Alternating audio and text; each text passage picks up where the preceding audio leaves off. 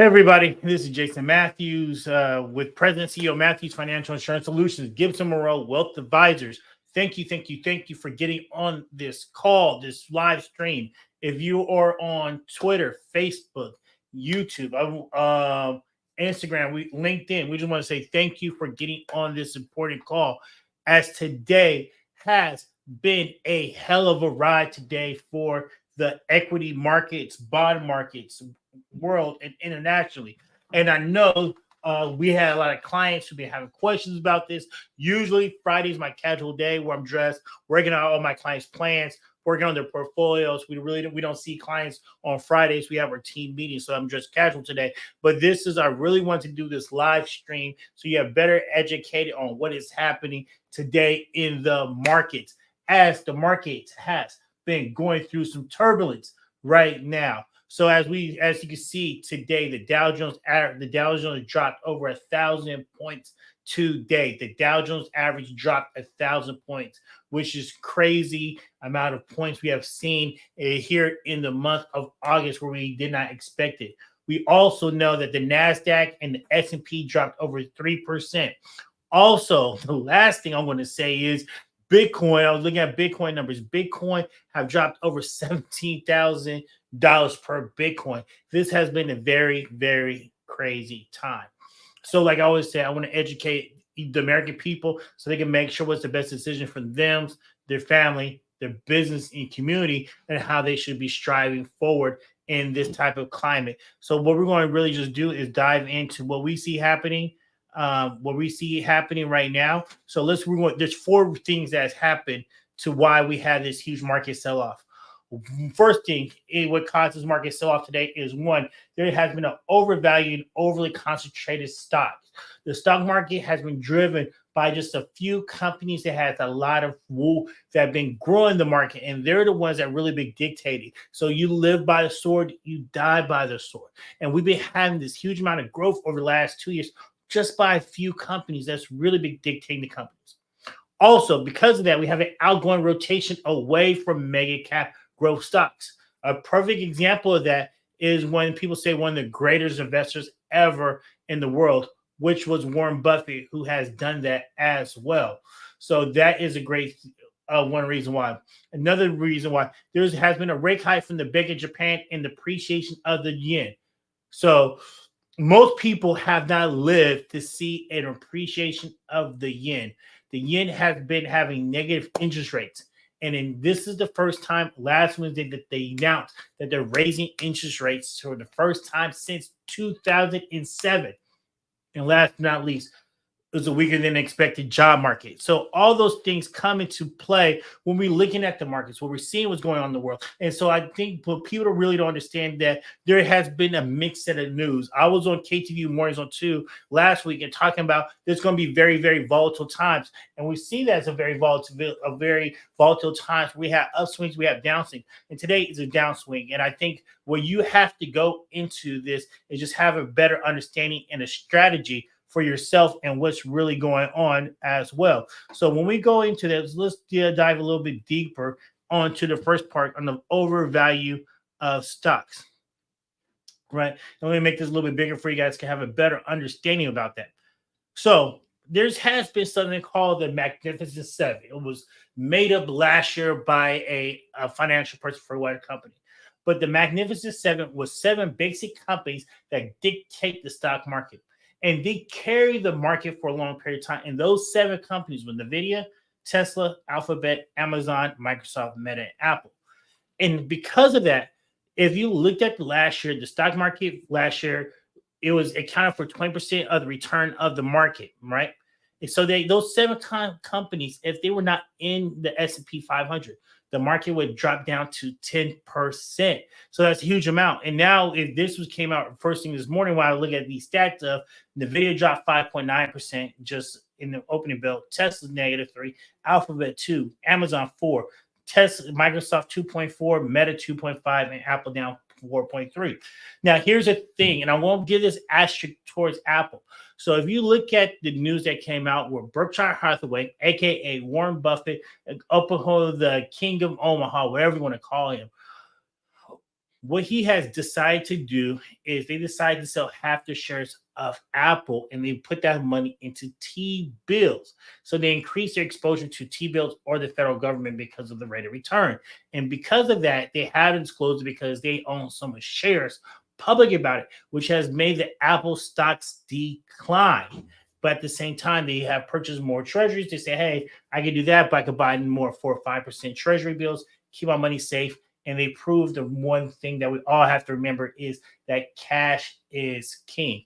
I think that's a huge thing right now that they want. They've been slowly sharing and rebalancing their portfolio.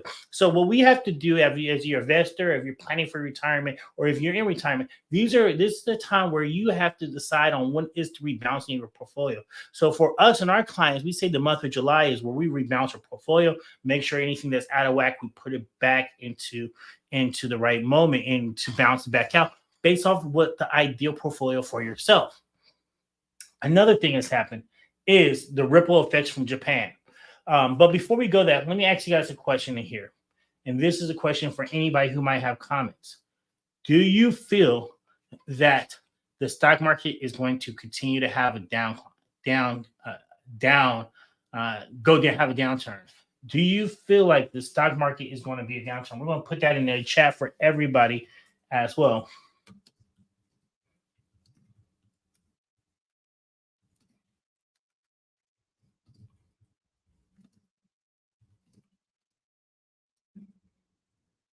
I know some people at work, so we want to put that in there as well for you guys. On do you feel like there's going to be a continuous downturn? So here's what happened with Japan. Japan, right, has raised interest rates for the first time in 2007. What happened was Japan been fighting deflation for decades now. The housing market has grown so much. It was slowed down in the crash. The stock market has really good. So because of deflation, they lowered their interest rates to a negative. And they've been doing that since 2007. The big thing about them is demographics. As they have less and less children every year, it slows down the economy drastically. And they're seeing that firsthand and so forth. Because of that, we have seen today that Japan has worst day in 40 years ever in the Japan stock market. So Japan, Nokia 2025, that's like us, their number one index. We have the S&P 500 as our number one. It plunged 12.4% on Monday, 5.7% on Friday, and 2.5% on Thursday. Those are huge, huge, huge hits that they are now taking right now because of that. And I think that started the whole downturn. Then if you look after that, you saw other companies, or not other companies, but other countries having downturns as well. We saw the Taiwan's market index drop. We saw Korean stock market index drop. We've seen all the major Asian markets collapse. But there's only one stock market investment fund here in America that first went up. And it's Lockheed Martin. That's a whole nother conversation due to the turbulence that we're seeing right now in the Middle East with Iran and Israel, right? So let's look at this. So here's a better understanding for you guys to have a better look at it. It went from 42,000 Japan Nikkei 2025 index down to 32,000. That is a huge amount of losses. That loss is just in a couple of days. It took a year to build up to it, but completely crash within just a few days of that dropping. And that's the thing about whenever we look at the market is that the market can have huge amount of drops, and then we just have to prepare properly for it before those moments. Okay. Now let's also talk about here in America, and this is the big thing is right now we had a cooler jobs report. So unemployment risen last Friday 4.3%. Only 114 jobs were added over the month. We expected that number to be a lot higher than what it was, but unfortunately it was not. And because of this rising unemployment rate, it tends to be a red flag for the economy that the economy is slowing down. There's less jobs available, and we might be headed towards recession. And because of today, on Wednesday, asked me on KTVU was, do I see that they're going to raise rates? And I said, I don't know. Well, there was rumors today, or people are asking for them to do emergency interest rates cuts because of today. which was very, very fascinating for the people to ask that number and ask that question during this downtime. I think right now, during this downtime and period, when people are asking for that, I think people are frantic. People are been so exposed into the market and been taking advantage of it. They really want this high market too. But in any season, we will see rates go up. We will see rates go down. And I think it really depends on you in your current situation. Then we go back right into then we go back to one more thing as well. So we want just to help you out what you should do next. First and foremost, what you should do not panic.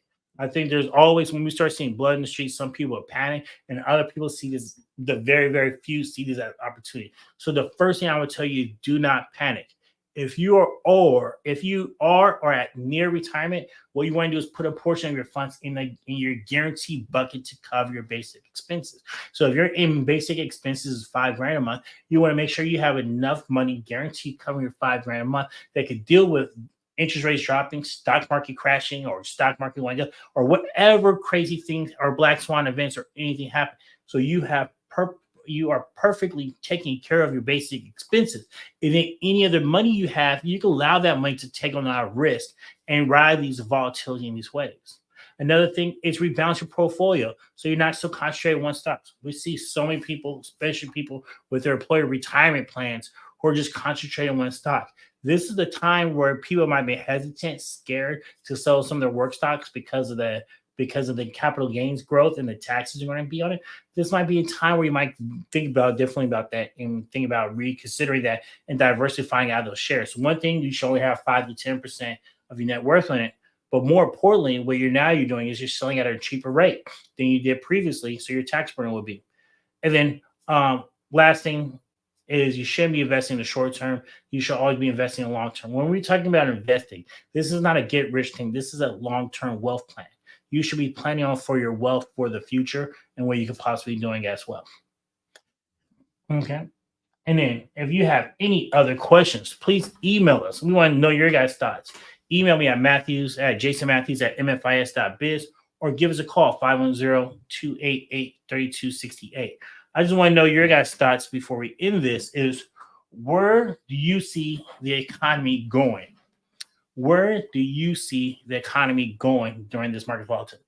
Do you see a recession? Do you think this is just a blip on the day we're going to forget about? Where do you see the world going in the economy?